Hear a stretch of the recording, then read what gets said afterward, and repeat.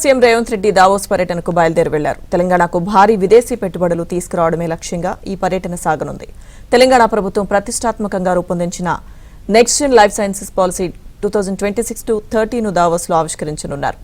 CM Revanth Reddy, మంత్రి శ్రీధర్ బాబు అంతర్జాతీయ పారిశ్రామిక దిగ్గజాల సమక్షంలో ఈ కొత్త విధానాన్ని ప్రకటించనున్నారు.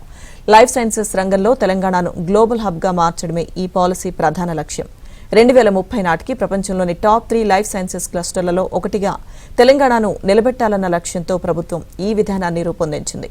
Pharma, Biotech, medical devices, research రంగాల్లో భారీ పెట్టుబడులను ఆకర్షించేందుకు ప్రత్యేక ప్రోత్సాహకాలు ఇందులో పొందుపరిచారు.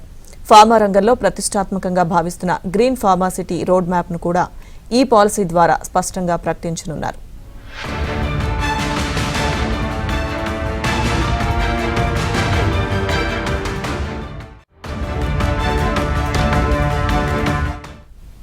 జనవరి 23 వరకు దావోస్లో సీఎం రేవంత్ రెడ్డి నేతృత్వంలోని ప్రతినిధి బృందం పర్యటించనుంది. ఎ స్పిరిట్ ఆఫ్ డైలాగ్ అనే థీమ్తో జరగనున్న ఈ సదస్సులో తెలంగాణకు పెట్టుబడుల ఆకర్షణే ప్రధాన లక్ష్యంగా సీఎం సమావేశాలు నిర్వహించనున్నారు. అంతర్జాతీయ పారిశ్రామికవేత్తలు, మల్టీనేషనల్ కంపెనీల అధినేతలు, గ్లోబల్ ఫైనాన్స్ సంస్థల ప్రతినిధులతో భేటీలు జరగనున్నాయి.